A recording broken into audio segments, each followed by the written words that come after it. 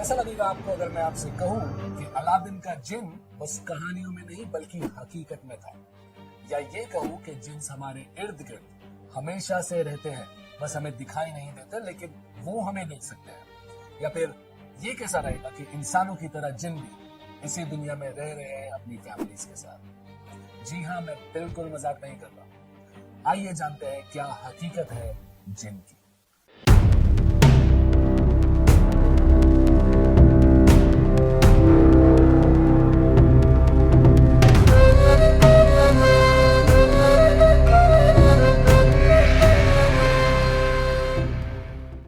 तो हेलो दोस्तों, मैं इकबाल खान, आपका होस्ट एंड दोस्त। आज बात करेंगे हम जिन, भूत, राक्षस, डीमंस के बारे में। तो लेट्स बिगिन। सबसे पहले जिन, ये लफ्ज अरबिक लैंग्वेज से आया है जिसका मतलब होता है छुपी हुई चीज। इस्लाम के मुताबिक जिस तरह अल्लाह ने इंसान को बनाया उसी तरह जिन्स और एंजल्स को भी अल्लाह ने ही बनाया, और इस्लाम के मुताबिक जिन्स भी इसी दुनिया में रह रहे हैं जब से इंसान इस दुनिया में रह रहे हैं। चलिए आइए आपको एक जिन की कहानी सुनाता हूं। ये कहानी है 1912 की, जब एक शख्स जिसका नाम अहमद था अल हसा के रेगिस्तान में गुजर रहा था। अल हसा जो सऊदी अरेबिया का एक मशहूर रेगिस्तान है, जो अपने बड़े रेगिस्तान और अपने राज के लिए जाना जाता है। उस वक्त अहमद अपने एक ग्रुप के साथ ट्रैवल कर रहा था, लेकिन रात को किसी वजह से वो अपने ग्रुप से बिछड़ जाता है। अहमद ने अपना रास्ता खो दिया था और अंधेरे में वो रेगिस्तान में अकेला चला जा रहा था। रात को ठंडी हवा चल रही थी और अहमद रात बिताने के लिए कोई जगह ढूंढ रहा था। तभी अचानक उसे दूर एक पुरानी टूटी हुई सी हवेली दिखाई देती है। वो हवेली पूरी तरह से सुनसान और वीरान थी, जैसे कई सालों से वहां कोई नहीं गया। अहमद का रेगिस्तान में रात गुजारने का कोई इरादा नहीं था, लेकिन इस हवेली ने उसकी क्यूरियोसिटी को बढ़ा दिया था। वो सोचने लगा कि अगर वहां शेल्टर मिल जाए तो रात वहीं गुजर सकती है। ये हवेली करीब 500 साल पुरानी थी और लोगों का कहना था कि वहां कभी एक ताकतवर शहजादा रहा करता था जो अपनी अजीब सी शक्तियों के लिए मशहूर था। अहमद धीरे धीरे उस हवेली के करीब बढ़ता है और दरवाजा धीरे से खोलता है। अंदर का मंजर देखकर उसके होश उड़ जाते हैं। हवेली के अंदर कोई इंसान नहीं था, लेकिन एक अजीब सी हवा चल रही थी, जैसे कोई चीज वही गोल गोल घूम रही हो। दीवारों पर पुरानी तस्वीरें लटकी हुई थी, लेकिन सब कुछ पुरानी कहानी जैसा लग रहा था। जैसे ही अहमद ने एक कदम अंदर रखा, उसने महसूस किया कि हवेली की हवा बदलने लगी।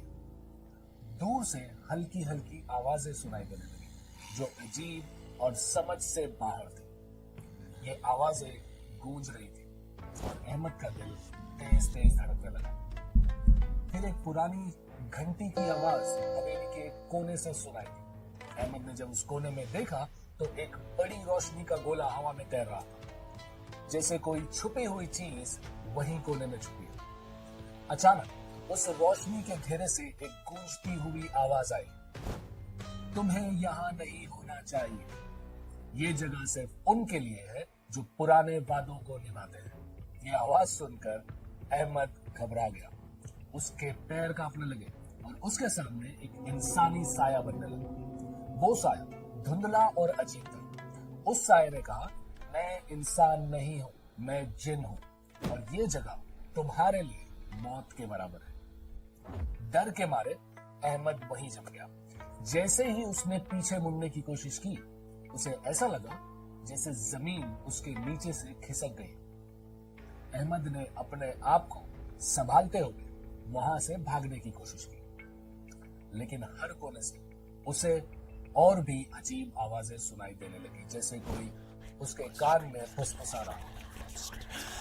उसके पैर जमीन पर चल नहीं रहे थे, जैसे कोई उसे नीचे खींचने की कोशिश कर रहा हो। जैसे तैसे अहमद ने अपने आप को उस हवेली के बाहर निकाल दिया और अंधेरे में तेजी से भागने लगा। सुबह जब अहमद गांव वापस पहुंचता है, उसने लोगों को अपने साथ गुजरी हुई ये अजीब दास्तान सुनाई।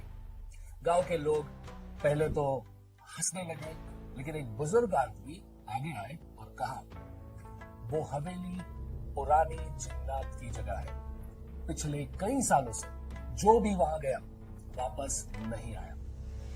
तुम्हारा बच जाना एक चमत्कार था। जो लोग वहां जाते हैं उन्हें वो जिन अपनी दुनिया का हिस्सा बना लेते हैं। आइए एक और किस्से के बारे में जानते हैं जो हमारे इंडिया लखनऊ में हुआ था।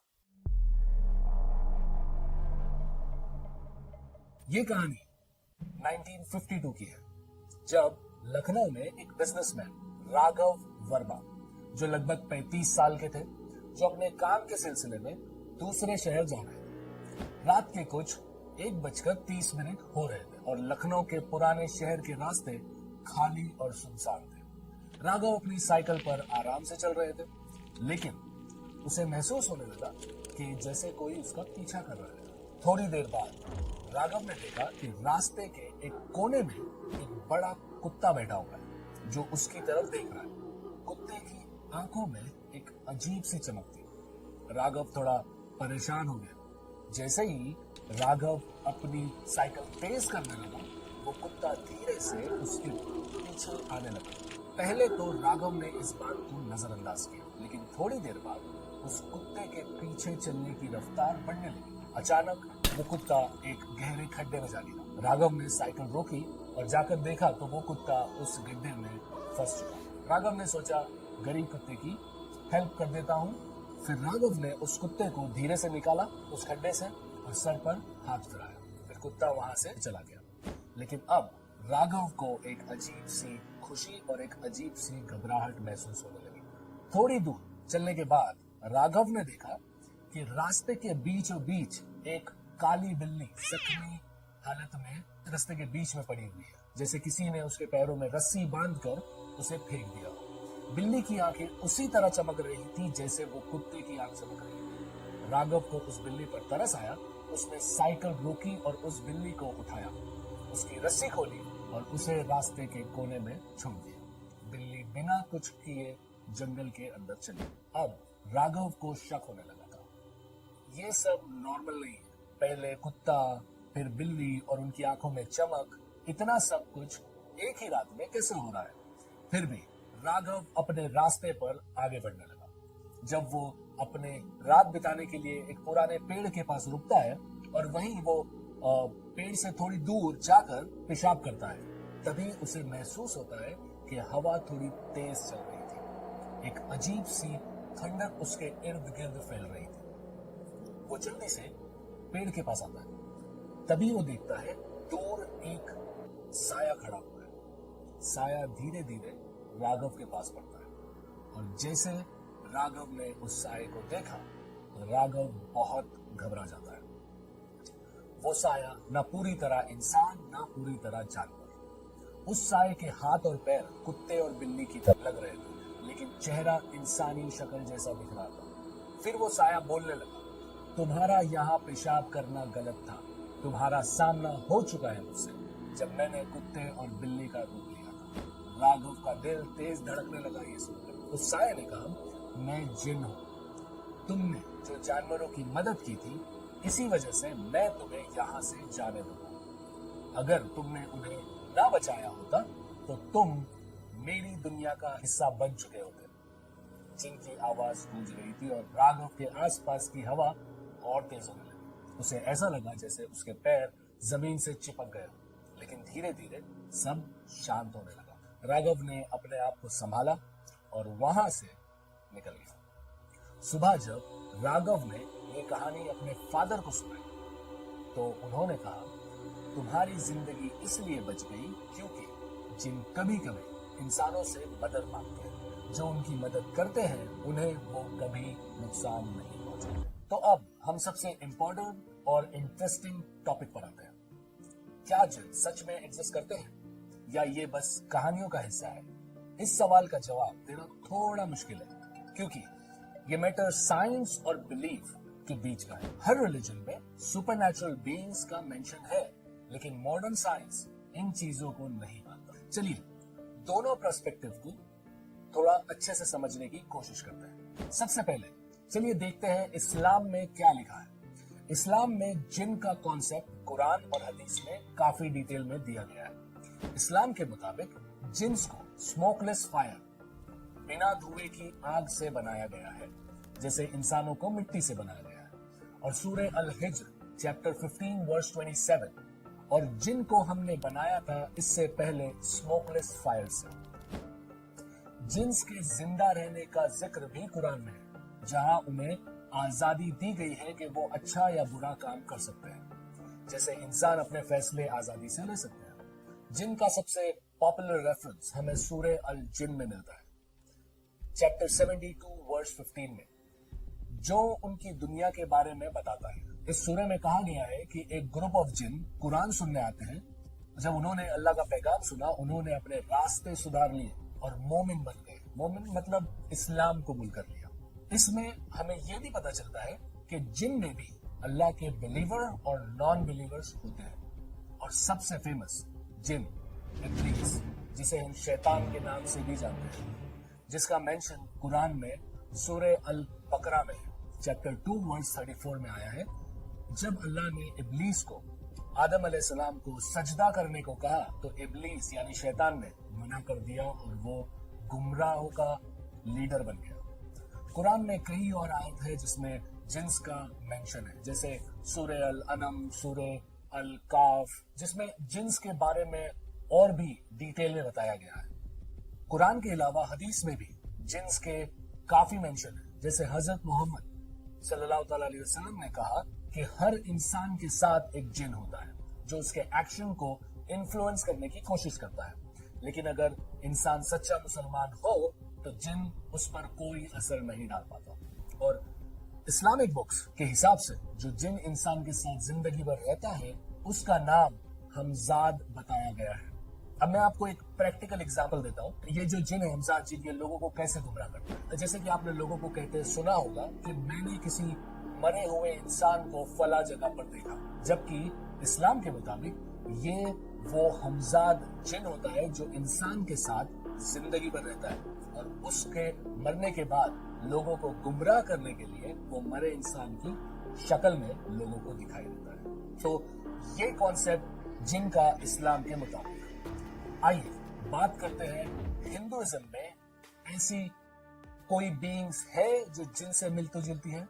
हिंदू धर्म में जिन के लिए कोई स्पेसिफिक लफ्ज नहीं है, लेकिन सुपरनैचुरल बीइंग्स का मेंशन काफी ग्रंथों में मिलता है। ऋग्वेदा में हमारा पहला इनकाउंटर होता है राक्षस और असुरस से, जो देवताओं के अपोजिट डार्क फोर्सेस होते हैं। इन्हें इंसानों पर अटैक करने वाले और उन्हें परेशान करने वाले रूप में देखा जाता है।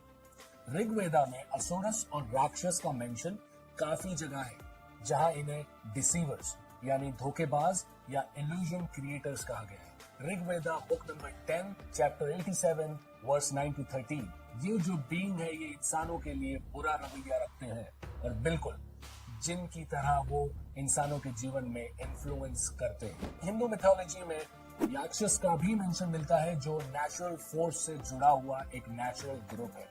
ये राक्षस यूजुअली फ्रेंडली होते हैं, लेकिन कभी कभी उनका बुरा रूप भी देखने को मिलता है। महाभारत में यक्षराज के रूप में लॉर्ड कुबेरा का मेंशन है, जो धनतेरस और वेल्थ के देवता है।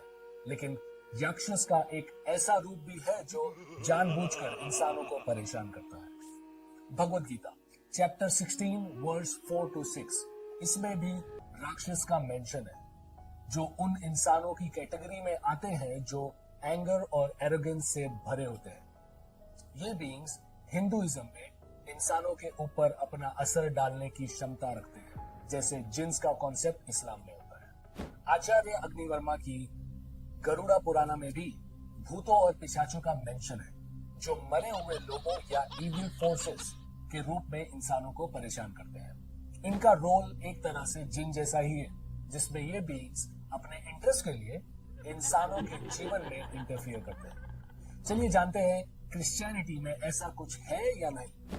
क्रिश्चियनिटी में डायरेक्टली कोई जिन्स का मेंशन नहीं, लेकिन बाइबल में डीमंस या फॉलन एंजल का कॉन्सेप्ट जरूर है, जो जिन से मिलता जुलता है।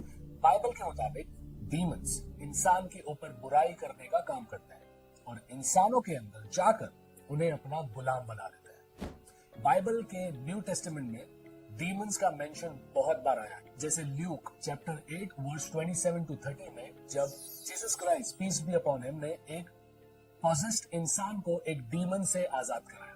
ये डीमन इंसान के अंदर गया और उस इंसान के जीवन को तबाह करने लगा, लेकिन Jesus Christ peace be upon him ने डीमन को उस इंसान के अंदर से निकाल दिया। इस इंसिडेंट में क्रिश्चियनिटी ने ये कॉन्सेप्ट लाया है कि डीमंस इंसानों के ऊपर कंट्रोल कर सकते हैं। बाइबल के मुताबिक डीमंस को एक समय पर फरिश्ता माना गया था जो गॉड के साथ रहता था, लेकिन डीमन ने गॉड की बात ना मानकर बगावत कर ली और नीचे धरती पर आ गया। जैसा हमने इस्लामिक कॉन्सेप्ट में भी देखा, जहां शैतान ने अल्लाह की बात ना मानकर बगावत कर ली।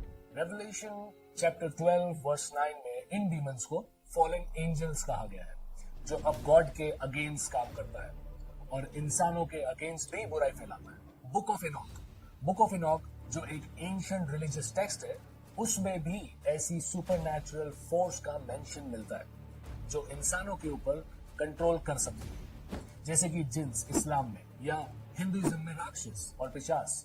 अब आपको यह समझ आ गया होगा कि हर धर्म में जिन्स को अलग अलग नाम से जाना गया है, लेकिन एक बात सब में कॉमन, सभी धर्मों में सुपरनैचुरल बीइंग्स का कॉन्सेप्ट एग्जिस्ट करता है जो इंसानों को इन्फ्लुएंस कर सकते हैं या तकलीफ पहुंचा सकते हैं। आइए जानते हैं साइंटिफिक प्रोस्पेक्टिव। साइंस के प्रोस्पेक्टिव से जिन्स का कोई फिजिकल प्रूफ अब तक नहीं मिला है।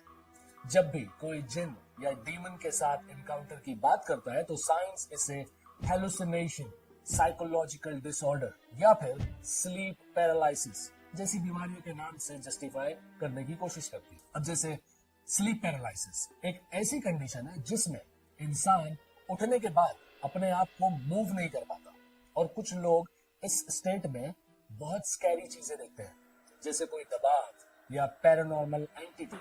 इसको लोग जिन्स के अटैक से रिलेट करते हैं, लेकिन साइंस कहती है कि ये सिर्फ दिमाग की एक हेलुसिनेशन है।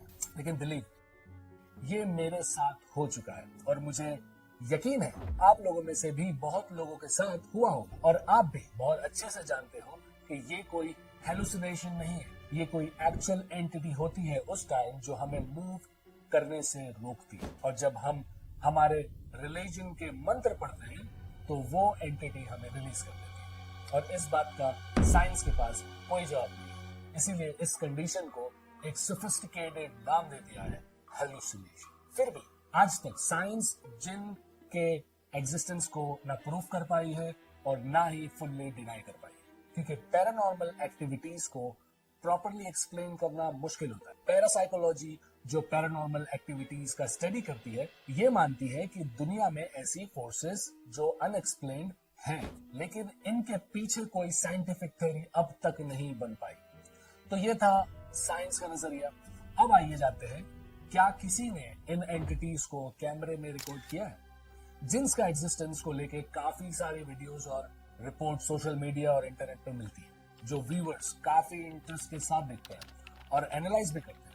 ये वीडियोस और एनकाउंटर्स कुछ लोगों के लिए प्रूफ होते हैं कि जिन्स एग्जिस्ट करते हैं, लेकिन कुछ लोग इन्हें एडिटिंग का कमाल बताकर छोड़ देते हैं। चलिए कुछ ऐसे पॉपुलर इंसिडेंट्स को देखते हैं जो लोगों को क्यूरियस बनाते हैं। यूट्यूब पर इंस्टा रील जैसे प्लेटफॉर्म पर काफी ऐसे वीडियोस हैं जो रियल जिन साइटिंग्स या जिन कैप्चर्ड ऑन कैमरा के नाम से अपलोड किए गए हैं। काफी वीडियोस में आप देखोगे कि अंधेरी रात में कोई अबंडन जगह पर या डिजर्टेड प्लेस पर कुछ मिस्टीरियस फिगर कैप्चर किया गया है। एक पॉपुलर वीडियो है, एक इंसान एक पुरानी बिल्डिंग को एक्सप्लोर करता है और एक्सप्लोर करते वक्त एक अजीब सी आवाज सुनाई देती है। जब वो कैमरा उस डायरेक्शन में मूव करता है तो कुछ सेकंड्स के लिए से एक ब्लरी शैडो या एक अजीब फिगर मूव करते हुए दिखाई देती है। कुछ लोगों ने इसे रियल माना और कुछ ने इसे वीडियो एडिटिंग का कमाल कहा। और भी ऐसे बहुत से वीडियोस यूट्यूब पर अवेलेबल हैं। अगर आप खुद भी सर्च करोगे यूट्यूब पर तो आपको ऐसे बहुत से वीडियोस मिलेंगे। जिन्स का कॉन्सेप्ट सिर्फ एक कल्चर या एक रिलीजन तक सीमित नहीं है। ये एक ऐसा सुपरनैचुरल आइडिया है जिसने हर रिलीजन और मिथोलॉजी में अपनी जगह बनाई है। इस्लाम से लेकर हिंदुइज्म और क्रिश्चियनिटी तक जिन्स को अलग अलग नाम और रोल्स दिए गए हैं, कभी एज बैड इन्फ्लुएंसर, कभी एज चालबाज या डिसीवर्स यानी धोखा देने वाला। जो चीज इंटरेस्टिंग है वो ये है कि हर जगह हर जमाने में जिन्स का जिक्र रहा है, चाहे वो कुरान और हदीस का रेफरेंस में हो या फिर एंशिएंट हिंदू टेक्स्ट और बाइबल के फॉलन एंजल्स का कॉन्सेप्ट हो। जो मॉडर्न एविडेंस है जैसे कैप्चर्ड वीडियो या डॉक्यूमेंटेड साइटिंग्स, वो लोगों को क्यूरियस और डिवाइडेड रखता है। कुछ लोग इन एनकाउंटर्स को सच और कुछ लोग सिर्फ इल्यूजन्स या फिर ट्रिक्स कहते हैं। लेकिन एक बात क्लियर है कि सुपरनैचुरल बीइंग्स के कॉन्सेप्ट में लोगों का स्ट्रॉन्ग बिलीफ अभी भी जिंदा है। आखिर में यही कहना चाहूंगा कि शायद जिन को लेकर लोगों के सवाल के सारे जवाब कभी नहीं मिल पाएंगे, लेकिन ये भी सच है कि यही मिस्ट्री इस टॉपिक को इतना फैसिनेटिंग और एंगेजिंग बनाती है। तो चाहे आप जिन में विश्वास करें या ना, ये कहानियां और बिलीव्स एक लेसन देती है कि कभी कभी अनएक्सप्लेन चीजें भी सिर्फ हमारी इमेजिनेशन नहीं होती, सच भी हो सकती। तो अकॉर्डिंग टू मी, यस, मैं बिलीव करता हूं कि जिन्स, राक्षस, डीमंस, शैतान होते हैं। इसीलिए नहीं कि मुझे अलादीन का चिराग चाहिए, बल्कि इसीलिए क्योंकि ये सिर्फ एक रिलीजन नहीं कहता, सारे रिलीजन यही कहते हैं। बस हर रिलीजन में इन बीइंग्स को अलग अलग नाम से पुकारा गया। तो आज के वीडियो में इतना ही, फिर मिलते हैं अगले वीडियो में किसी नए टॉपिक के साथ। तब तक के लिए ख्याल रखिए अपना, अपने लव वंस का, एंड